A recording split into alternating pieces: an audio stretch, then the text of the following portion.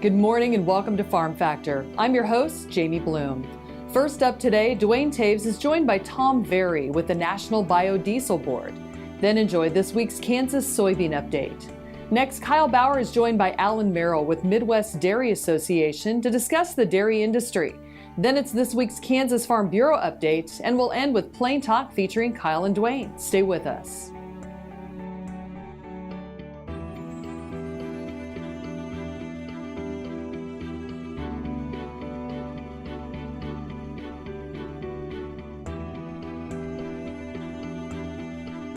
Closed captioning brought to you by Ag Promo Source. Together we grow. Learn more at agpromosource.com. This segment brought to you by Kansas Farm Bureau, the voice of agriculture. To join today or more information, go to kfb.org or find us on Facebook and Twitter. Welcome to Farm Factor. Up first, Duane Toews is discussing the future of the biodiesel industry with Tom Verry. Duane Toews starting once again here on Ag AM in Kansas. A chance to catch up with Tom Verry with the National Biodiesel Board. And Tom, we think about the biodiesel industry. Certainly it has its issues from time to time from some detractors, but the industry as a whole in terms of production, a lot of momentum moving forward. Absolutely. Growth would be a good one word to summarize our industry right now. This year we expect to grow to over 3 billion gallons of demand for biodiesel nationwide. So we're very happy with that. Looking forward to even a better 2018. We think about opportunities for biodiesel use and production. It's a neat product that when we think about some of the low sulfur and other things in terms of the regulations that we've seen in the diesel industry, biodiesel fits in very well as a natural additive back. Oh, absolutely. There's no sulfur. Provides great lubricity benefits, great cetane. Provides oxygen in the fuel, so more complete combustion, more power, more torque. So really actually a premium diesel fuel. A lot of our customers throughout the country really have been having great experience with it. And they're starting to also recognize the, especially on the West Coast, where they have low carbon fuel standards, the carbon reduction benefits of biodiesel. So we're seeing the state of California now is actually our number one market for biodiesel in the country for that reason. It's interesting. The other end of the country, utilizing it as heating oil during the winter months, they see tremendous benefits there as well. Absolutely. We call it bioheat when biodiesel is used in the home heating application, and it provides another a whole list of benefits for that application. It keeps the burners cleaner.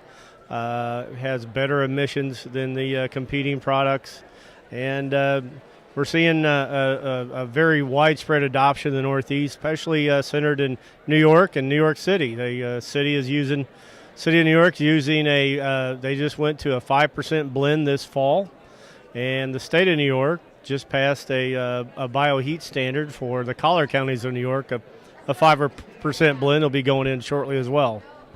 Certainly making sure that we have the legislative vehicles to maintain that open pathway into the fuels market are important as well. Right. We have our country has a comprehensive energy policy, meaning every form of energy has to have a place within that framework, and biodiesel is no different. Our policy drivers are the renewable fuel standard and our producer/blenders tax credit. So a lot of that's going on right now as we speak with a lot of tax activity right now. We hope to be a part of that. And end of this month, we should know what the 2019 volumes for biomass diesel will be, and 2018 volumes for the advanced biofuels. So, yes, lots always going on in that area. That's our National Biodiesel update on Ag AM in Kansas. Jamie, we'll send it back to you. Thanks, Duane. Come back after these messages for this week's Kansas Soybean update.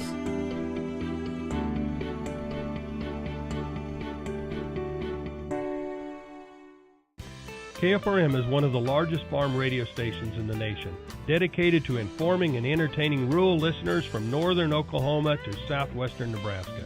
You can catch KFRM in many ways. Of course, 550 on the AM dial, streaming at kfrm.com, or on your smartphone by going to the TuneIn Radio app, or on Ag AM in Kansas on Tuesdays and Facebook every day of the week.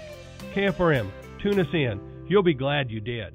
Ag Promo Source is a unique group of marketing specialists with one mission: help your ag business grow. Each affiliate has their own area of expertise, and they work together to bring you advice, products, and services. To get started, visit agpromosource.com. Ag Promo Source. Together we grow.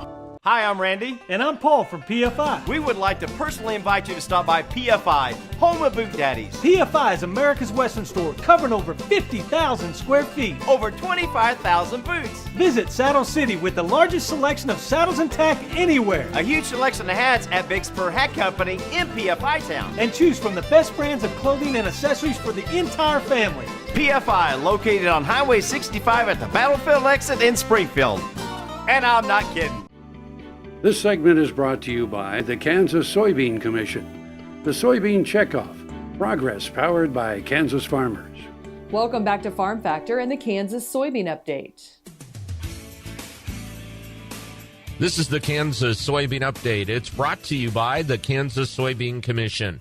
The Soybean Checkoff, progress powered by Kansas farmers. Franny Miller, pesticide safety and IPM coordinator, joins us. And Franny, as we get into 2018, what has prompted the regulation changes regarding dicamba? In the 2017 growing season, we had reports of over 2,700 dicamba-related injury complaints from the 21 states that these products were registered in. That affected more than 3.6 million acres of soybeans, and that initiated a huge red flag at the Environmental Protection Agency.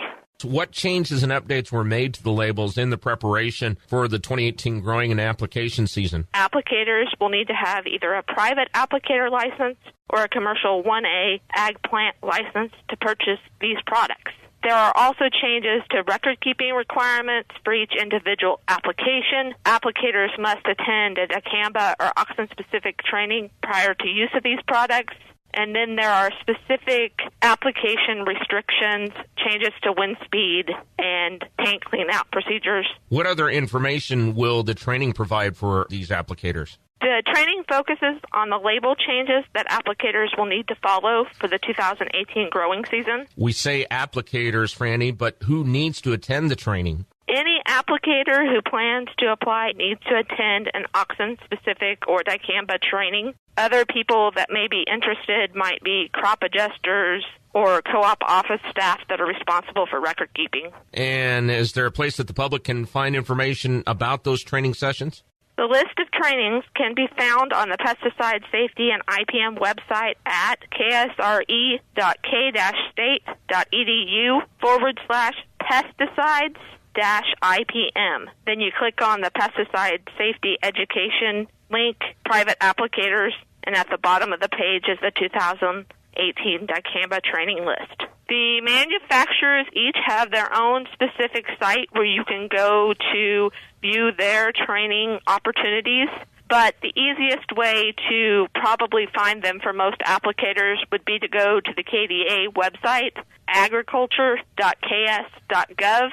Click on pesticide and fertilizer under the divisions and programs tab, and then click on the dicamba link. That is Franny Miller, pesticide safety and IPM coordinator, who joins us on the Kansas Soybean Update. It's brought to you by the Kansas Soybean Commission. The Soybean Checkoff, progress powered by Kansas farmers. Learn more at kansassoybeans.org. For Kansas Soybeans, I'm Greg Akagi. Hope you enjoyed this week's Kansas Soybean Update. Stay with us after the break for more as Kyle Bauer visits with Allen Merrill with the Midwest Dairy Association.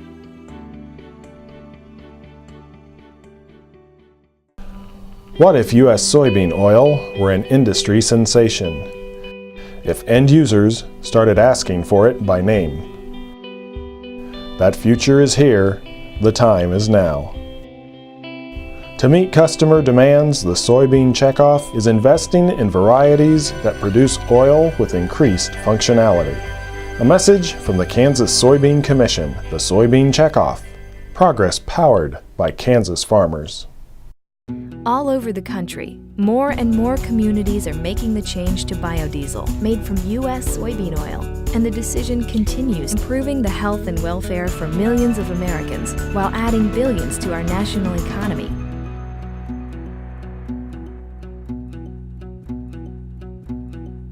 What does a brighter, more sustainable future look like in our cities and towns, and how do we get there? When New York needed an alternative fuel source to reduce carbon emissions, the city found what it needed in biodiesel made from U.S. soybean oil. I'm Derek Sawyer, and I'm a fourth-generation Kansas farmer. I've known all my life I wanted to farm this land near McPherson, which was my grandfather's before me. I'm Katie Sawyer, a journalist who never dreamed I'd live my life on the farm until I met Derek. We've married our worlds to help educate consumers about the rural lifestyle and all that farmers do to provide safe and affordable food. Watch our story and the stories of other young Kansas food producers at kansaslivingmagazine.com/meetafarmer.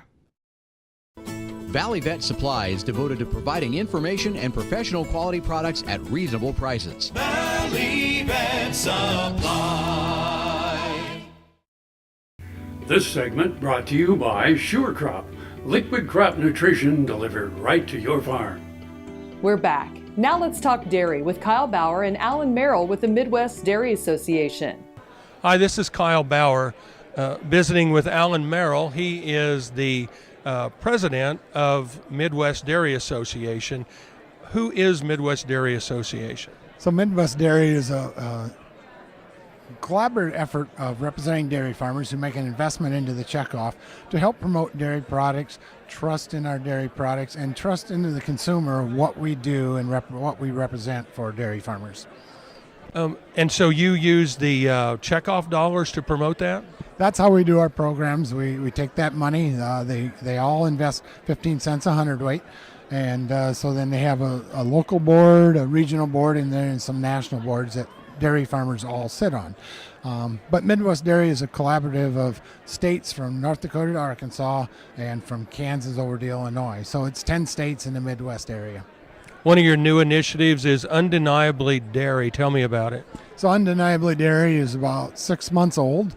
It's a national campaign that's been rolled out with all the investment of dairy farmer money, but also with some extension of processors and retailers to help us to reconnect with our consumers.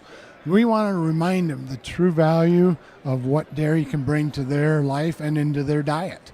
It's a nutritional value of 9 essentials, but it's also reminding them it's okay to consume whole fat cheese, milk, because we know it has a dietary health benefit for us in the long run. So it's reminding them, but it also has engaged us to listen with the consumer what's on their minds. You know, what do they have concerns about? What do they really want to know about what happens on a dairy farm? So it's a two-way street. It's a great program. It's 6 months old. We've just been still building the base.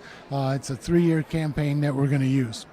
Well, certainly the health benefits of dairy fat have become well known and are almost common now. I guess in my lifetime they went from being politically incorrect to now it appears to be politically correct. It definitely is, and you know, one of our partners at National Board is McDonald's, and when they switched over to all butter on their breakfast sandwiches, it was huge. I mean, and they saw the value of it, and you know, and that only happened because we had the opportunity to work with them. But the biggest thing that we gained from it, we put a dairy food scientist in McDonald's headquarters to work with their food scientists to show how this all works and what the true benefits of it will be. You work in the schools as well? We do. That's our school program is one of the largest in the nation. You know, we've always had the National Dairy Council. It's over 100 years old, but we've restructured our tools that we go in with. We love to talk about the breakfast in the classroom, and what that is, it allows us to have all kids in the class consume a breakfast, no matter where they come from or whatever. They're all consuming same time, and it always includes milk and usually cheese or yogurt in that brown sack. And what we've seen is the teachers have said it's bringing a different calm to the classroom, and they really enjoy that. But it also gives us the opportunity to take dairy farmers in to explain what they do on the farm and answer questions from kids, no matter what it is. If it's concerns of how we treat our animals, and explain to them that we have the utmost respect because they're part of our livelihood. But we also need to listen because they are our future consumers down the road. They'll get to make the decisions of what they're going to consume in their culinary diet. Visiting with Allen Merrill. He's with Midwest Dairy Association. This is Kyle Bauer reporting Back to you, Jamie. Thanks, Kyle. Come back after this break for this week's Kansas Farm Bureau update.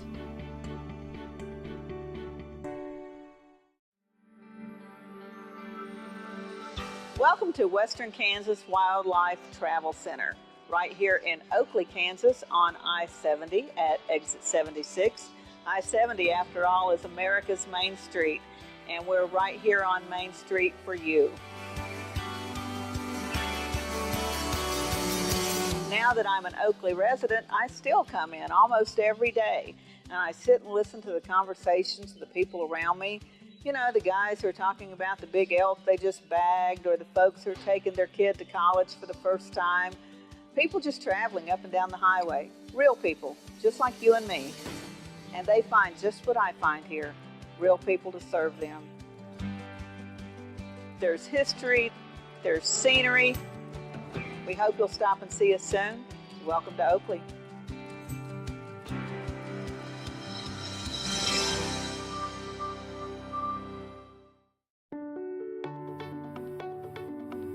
My name's Karen Cope, and I have multiple sclerosis. When you have MS, on the outside you look great, but you know what's really going on in the inside is chronic body pain, chronic fatigue.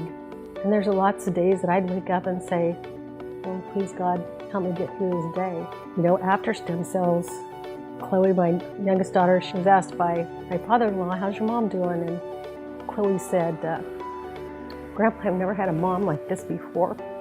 Because she was 8 when I was diagnosed, and she really had no other memory of me but being sick. It's really the simple things that we do as a family, like play cards, and to be able to win at cards. You know, they all laugh because I used to repeat myself and say, what hand are we on? You know, where are we at? And it's just been really a true blessing from God, and we're really thankful. This segment brought to you by Kansas Farm Bureau, the voice of agriculture. To join today or more information, go to kfb.org or find us on Facebook and Twitter. Welcome back to Farm Factor and the Kansas Farm Bureau update. The numbers don't lie when you look at how good NAFTA has been for America's farmers and ranchers. Before the agreement took effect, America sold $8.9 billion a year in agriculture goods to both Canada and Mexico. Now, exports have increased to $39 billion last year alone. American Farm Bureau Federation's Senior Director of Congressional Relations, Dave Salmonson, says agriculture has a lot to look forward to with a modernized NAFTA as the trade agreements negotiations continue in Mexico City this week. Probably the one most positive thing for U.S. agriculture is what's called the sanitary and phytosanitary chapter. That's the area that deals with food safety rules, trying to get better accommodation between the three countries, make sure we have science-based rulemaking, equivalency among regulations in some ways, so that there just aren't these behind-the-border barriers that hold up trade. Besides food safety, Salmonson explains that many other topics important to agriculture are up for discussion. Dairy and poultry barriers to trade with Canada, protecting their supply management system. We'll be talking about the biotech approvals. We're trying to get that equal in each country so products can flow freely. So those are the things that are on the schedule. With negotiations underway, Salmonson says it's important to remember that NAFTA is paramount to the success of not only U.S. agriculture, but other industries and future trade partnerships. Keep the negotiations moving forward. There's been so much activity and continuing activity on all the efforts to make sure people understand here in Washington and around the country how important NAFTA is, not just to agriculture, but of course to other industry sectors, to our trading partners, and to our trade stance around the world. Chad Smith, Washington. Stay with us. We'll be back after the break with Plain Talk. As fourth-generation farmers themselves, Heinen Brothers Ag Service understands the risk and rewards of farming. So when it comes to quality aerial and ground application, fertilizer, ag chemicals, and anhydrous ammonia, call Heinen Brothers Ag today, 800-760-4964. SureCrop Fertilizers was started by my father, Don Sherman, and my mother, Shirley Sherman. Family business that started in the 80s. We predominantly focus on plant nutrients and what we can do to give growers better responses with the fertilizer dollars that they do, and what we can do to make those things work better for the grower. We're based out of Seneca, Kansas. We work with growers in their soil analysis to figure out what they need, and then we can put those in a blend that gives them the best results, and so that we can deliver that direct to their farm so that they have those nutrients where they need them, when they need them, and so that they can apply them in a manner that's very efficient to them and works well on their planting systems and what they're doing. Sure Crop Fertilizers has been around for a long time. We always say we're big enough to take care of everything you need, but we're small enough to do it quickly. You can get a hold of us at 1-800-635-4743. Our website is surecropfertilizers.com, and you can always email me at Corey@surecropfertilizers.com, and with any questions you have, we'll be glad to answer it and work with you. Next time you see a beautiful field of corn, reach out and thank the farmers who work tirelessly to raise corn for livestock feed, renewable fuels, and exports to feed a growing world population. The farmers on the Kansas Corn Commission work for Kansas Corn with grower-funded checkoff dollars that support foreign and domestic market development, research, promotion, and education to expand opportunities for Kansas farmers. To learn more, visit kscorn.com. Welcome to our Bar B, 8,000 plus square feet Western store with something for everyone in the family. We have boots, belts, hats, jeans, anything you could want to outfit you and your horse. Come visit our line of saddles. We have 400 plus new and used saddles in stock. We offer tack, grooming supplies, headstalls, breast collars, you name it, we've got it for you and your horse. That's our Bar B, 1 mile east of Highway 4 on Northeast 39th. Our Bar B, where Western is a way of life. This segment brought to you by Kansas Corn. Learn more at kscorn.com. Welcome back. Now let's see what Kyle and Duane are up to today on Plain Talk. Hi, this is Kyle Bauer with Plain Talk with Duane Toews. Kyle Bauer, your fact or fiction question of the day. Most people's brains, there's a few out there that I question, operate at 10 watts of power, just like a light bulb. Fact or fiction? What's that old saying? His light bulb's a little dim. Yeah, that's 10 watts. I qualified it. 10 watts. 10 watts. 10 watts of power to operate the brain. Oh, man. Where's my physics from 40 years ago? Calculating power. Watts. Seems like a lot. I'll go with true. That's what it says. Well, 10 watt. That's not a very bright bulb. No, and I was thinking about the heat off a 10-watt bulb. Oh. And I was thinking about the heat that we generate, as a person. And I'm thinking, boy, that's not very much heat, a 10-watt bulb. And they say it all goes out your head. I've never been around my armpit before, just saying. Yeah, and I ain't going to be either. I'm just saying myself. Nobody wanted to be. Oh, we do, though. It's interesting in the winter, talking about cold and that sort of thing. Yeah. It's, they say if you keep your torso warm, your extremities stay warm. And so Are you one of those people that your hands get cold real fast and easy, or can you operate with colder hands? My hands and feet get colder because of probably an unfortunate accident when I was young, coon hunting with my brother, and got really, really cold. Yeah. At one couple of different nights, and I think since then I probably noticed more. Although I wear a vest a lot, haven't worn it a lot this year, but for many years, a down-filled vest in the wintertime, just even casually around the office or at home. Shirt underneath it most of the time. Mostly have a shirt underneath the vest. Yeah, and I feel very comfortable with a vest on. I might be chilly otherwise. I was explaining to my kids this winter that my feet, I don't feel them very much through the winter because I froze them when I was a kid. They didn't freeze. They didn't turn black, of course. Right. But there's no gangrene or anything. I told them about the day it happened and everything and the event.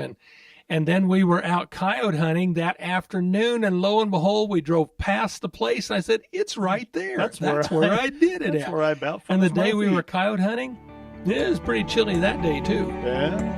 Thanks for joining us. I'm your host, Jamie Bloom, and I hope you enjoyed today's show. See you next week on Farm Factor. Closed captioning brought to you by Ag Promo Source. Together we grow. Learn more at agpromosource.com.